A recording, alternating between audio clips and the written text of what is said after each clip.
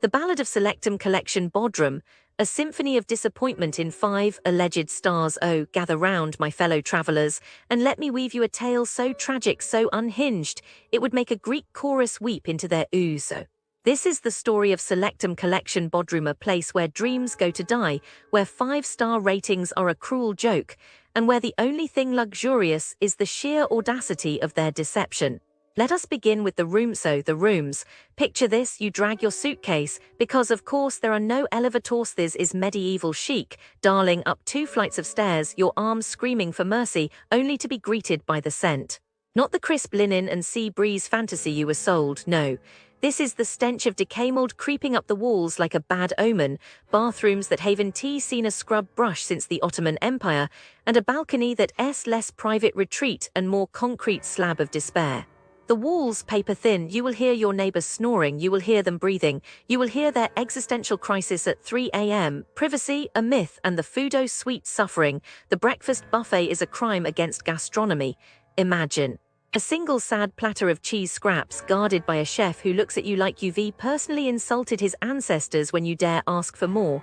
The options: nuggets, chips, the culinary equivalent of a shrug. The dinner service is lit by your phone flashlight because the management has decided that electricity is too mainstream.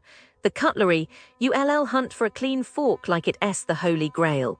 And the the cat sleeping onto the buffet like tiny furry health inspectors because hygiene is optional here. Now let us talk about the service or lack thereof, the staff. Either they don't speak English or pretend not to performance art, or they treat you like an inconvenience. Need a refund? Promises are made, emails are sent, and then silence. 3 months later, your money is gone, vanished like a mirage in the desert. And if you dare complain, you met with the gall of being charged €100 for staying in your room with a sick child. Classy, the beach. Pebbles and jellyfish, my friend. The water, murky like the hotel's moral compass. The pool, overrun by stray dogs because sanitation is just a suggestion. And the spa, oh the spa. Where untrained therapists insult your teenage daughter's body, where refunds are promised and then ignored, where the only thing massaged is your patience. And let us not forget the discrimination, because why not add bigotry to the buffet of horrors? If you don't look the part, security will interrogate you like you're a fugitive, while others stroll by untouched. Charming. This, my friends, is not a 5-star hotel. This is a scam wrapped in pretty architecture, a betrayal of every promise made. It is a place where standards go to die, where luxury is a lie, and where guests are treated like inconveniences. So tell me, dear traveler, have you suffered here too? Have you felt the sting of their neglect, the weight of their broken promise? Script content, you know. I was looking into scams near Selectum Collection Bodrum. Bodrum because, like, tourists come here thinking it's all sunshine and sea, but some people just want to ruin it, you know. Businesses near Selectum Collection Bodrum, some of them, they act nice, but then they trick you. Like there was this jewelry shop so pretty, so shiny, and a tourist bought a gold bracelet, but when they got home, fake. Just cheap metal. The shop probably smiled, took the money, and laughed after. The tourist probably cried, "What can you do? No receipt, no proof." The shop, still there, waiting for the next person. Then there are these carpet shops, you know. Near Selectum Collection Bodrum, they ray everywhere. One tourist got talked into buying a handmade carpet, expensive, like crazy expensive. But when they shipped it home, machine-made, cheap. The shopkeeper probably told some nice story about his family weaving it for generations. Lies. The tourist probably felt stupid. The shop, still selling the same junk to the next person who believes. And oh, the taxi driver's not a store, but still a scam. They see tourists near Selectum Collection Bodrum, and turn off the meter. Flat rate, they say, but it's triple the price. You argue, they pretend not to understand. The tourist pays because what else can they do? The driver drives off, smirking, ready to do it again tomorrow. It is sad, you know. People save up for a nice holiday near Selectum Collection Bodrum, and then bam, somebody tricks them. The worst part, the scammers keep doing it because tourists leave and never come back to complain. One more thing, those authentic leather shops. A tourist bought a jacket, real expensive, top quality. Then it rained. The jacket fell apart.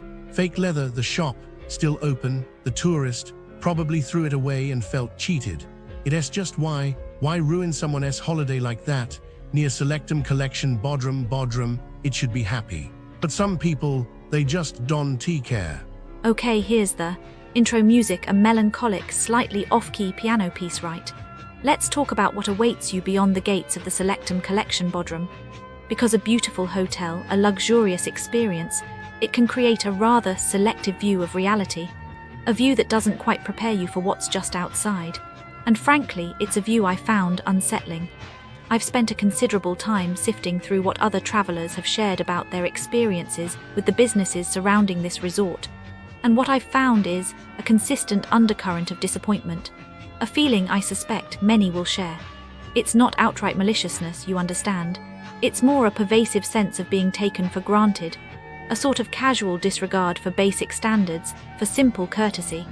Businesses near the selectum collection bodrum are, as a whole, often characterized by a sense of exhaustion, an exhaustion not of effort but of spirit.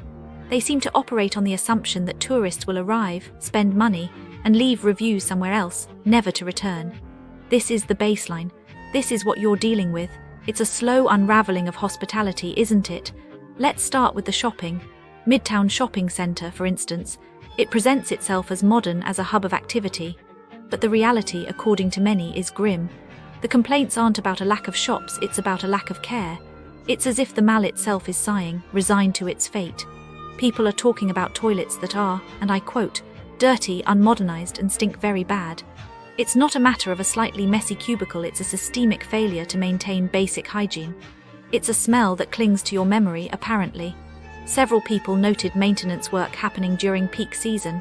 Why fix the parking lot when everyone is using it? The logic escapes me. A truly baffling decision.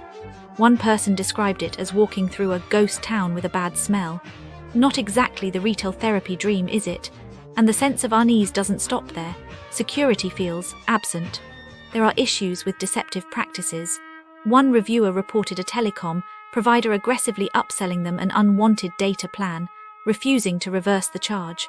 And even a seemingly harmless decathlon encounter was marred by overzealous mask enforcement alongside blatant disregard for smokers. The air is thick with contradictions. It's frustrating and exhausting, isn't it? To be subjected to petty rules while larger issues are ignored. It feels intentionally aggravating. Then there's the hospitality side, the Marmara Bodrum. The reports here are particularly concerning. The central theme. A profound lack of respect. People are being charged for nights they didn't stay, treated rudely by staff, and misled about policies. One traveller detailed a Kafkaesque situation involving a cancelled booking and a deceptive promise of a refund.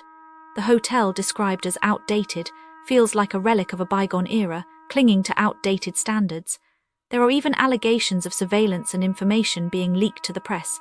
This, I must say, is deeply unsettling. It creates an atmosphere of paranoia of being watched. And while I can't verify such claims, the sheer intensity of the report, it lingers. They also seem to not be child-friendly. They will reject children outright.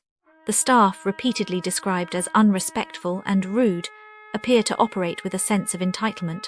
One reviewer recounted a receptionist's dismissive attitude, which ruined an entire weekend. Another mentioned feeling unsafe, the hotel simply not offering the peace of mind you'd expect. It's a stark contrast to the glossy brochures, isn't it? A facade of luxury concealing a core of indifference. I feel disappointed. The entire experience, it seems, is designed to leave you feeling small. Now let's move to the dining experience. Kismet Lokantasi. This is where things get complicated. The food, by all accounts, isn't bad, it's mediocre. But the service, the service, it's described as surly, disinterested, and frankly, rude. Waiters seem actively annoyed by your presence. Orders are forgotten, dishes arrive lukewarm, and the overall atmosphere is one of barely concealed resentment. People feel like an inconvenience. A reviewer described a